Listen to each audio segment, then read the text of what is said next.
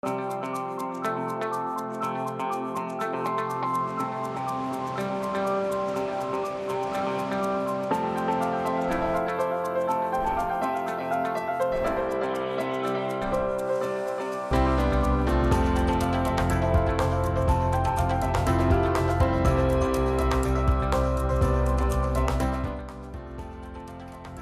afternoon. Thanks for joining us across the fence. I'm Fran Stoddard. From professional farmers to backyard gardeners, everyone is asking, where's the rain? To be clear, our region is far from an extreme drought, but according to USDA statistics, for the first 6 months of the year, more than 80% of Vermont is listed as abnormally dry to moderate drought. So when it comes to crops that need rain, the best advice is to be prepared for anything. Keith Silva tells us more from Madison County. At Lewis Creek Farm in Starksboro, the dog days of summer arrived early. Hank Bissell owns and operates the farm. He's hard-pressed to remember the last time his crops got a good soaking rain. I think the last good precipitation we had was February. You know, the spring was all dry right through May, right through all of June. And so then I was hearing on the news, they saying, oh, the southern 3 counties are especially dry. What about Addison County? My God, we've been dry. So we've just been irrigating as much as we can for the last 2 or 3 weeks. When it's hot and dry, Bissell estimates he uses about 350,000 gallons of water per week to irrigate the 40 acres of vegetables he grows here. The work to irrigate all those acres is a full-time job. Well, 3 full-time jobs to be exact. The labor involved in irrigating is enormous. It's this whole set of pipes that you put together a little bit like Tinker Toys, and you put sprinklers in and you move the pump, and the tractors all have to work, and the pump has to not leak, and it's a lot of labor. And doing that 3 times a day, that's 2 or 3 people pretty much full time moving irrigation. So that's a tremendous amount of labor. We were talking somewhere about this time of year last year.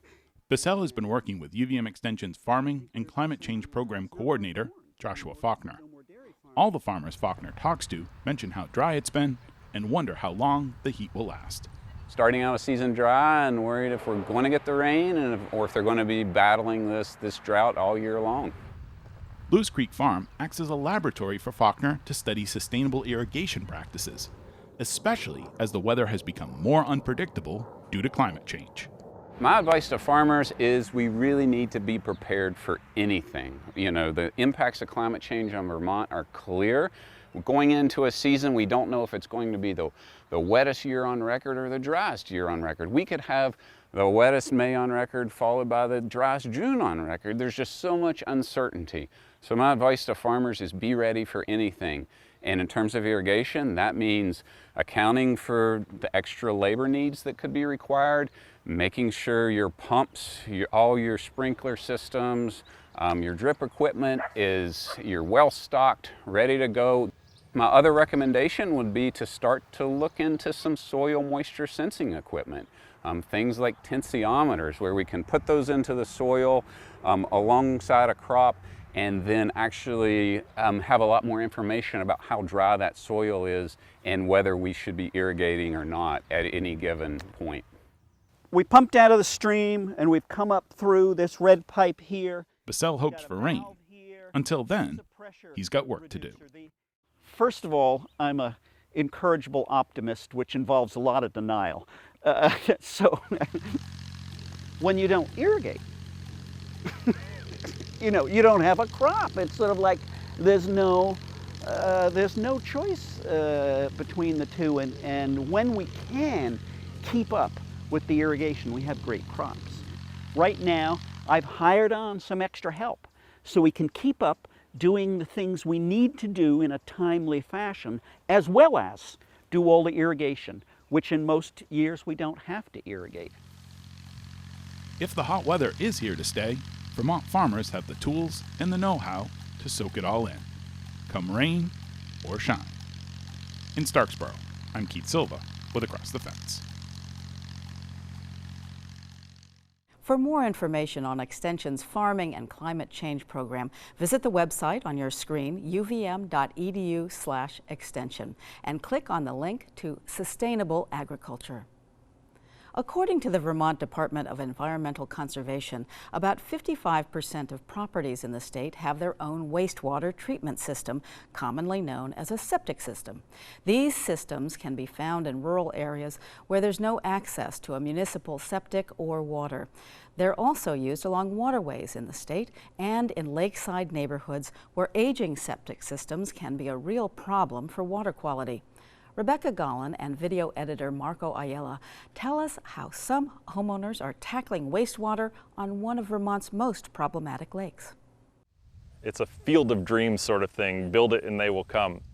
It's not everyone's idea of a field of dreams, but for septic and wastewater technician Jared Willey, this innovative septic system on the shores of Lake Carmi in Franklin has a lot going for it. So we provide a home for aerobic bacteria, and we provide the necessary environment for them to thrive, and they do all the work for us. This is an Advantex system. It's one of the approved, innovative, alternative septic technologies in Vermont. It's a recirculating system, so effluent that exits the septic tank is held and recirculated over the top of the filter. It feeds the bacteria that live inside the textile. The bacteria do the work of the treatment, and then there is clean water coming out of the other side going to a soil absorption system, in this case a bottomless sand filter. This system was installed about a year ago. The traditional septic that was in place before it was not failing according to the standards set by the state, but the homeowner reached a point where he needed to upgrade. Well, when we bought the camp in '06, we had a 2,000-gallon holding tank, which basically, when it was full, you had to empty. So it was okay for a few years, and then it got to where we were spending more time at the lake. It got to be an inconvenience where we were having to get it pumped every, maybe 3-4 times a year. So we decided to put in a good system that would be, environmentally friendly to the lake. Randy Farrar and his family decided to go with an alternative system, and after weighing their options, this Advantex was the best fit for their property. The waste moves through the tank, eventually draining the treated water that's the end product to the large sand pit out front. The entire unit has an internet-based telemetry system, which means that the maintenance operator, in this case Willie, can log in remotely to check on the conditions. For instance, if there's a high-level alarm, or if there's a leaking toilet, or some other condition that would require maintenance.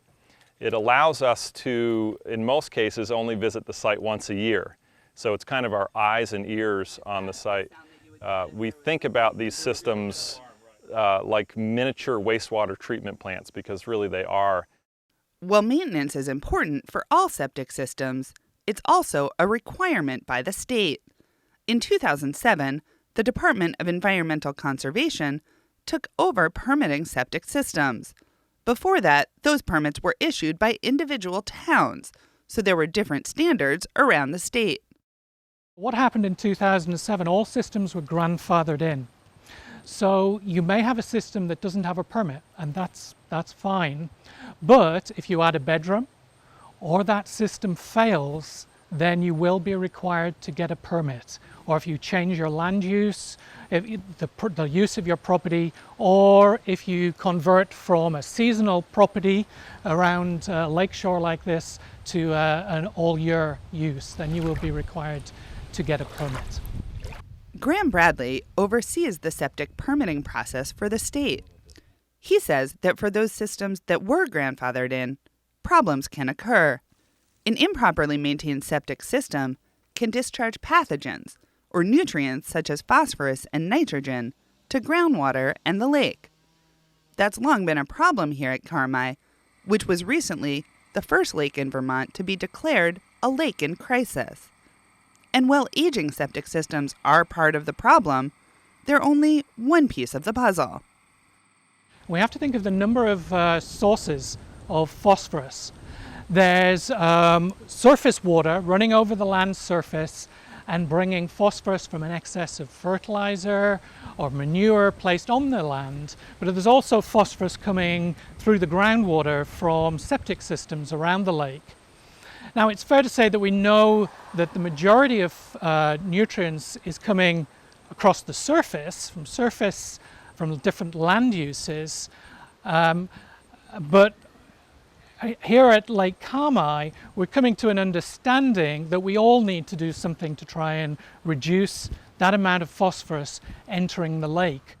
For those who do want to explore alternatives when the time comes to replace their septic, there are a number of options. This Advantech system is just one example. There's alternative, innovative treatments that can be suited to almost any property. All homeowners should make informed decisions about what to do when they're faced with a septic upgrade. Things like how much space the system will take up, how much the system will cost to maintain. We talk about life cycle costs a lot, and one system might be cheaper to install but more expensive to operate. Besides Farrar, a number of homeowners around Lake Kamai have upgraded to alternative systems. It may not be for everyone, but it's a great system. It just has a very low impact on the environment. So if that's where you're trying to go, I think it's a good system. It's an innovative technology that's helping these lakeside neighbors keep their waste where it belongs, in the septic tank. In Franklin, I'm Rebecca Gollin with Across the Fence. And that's our program for today. Once again, thank you for joining us across the fence. I'm Fran Stoddard. Stay well.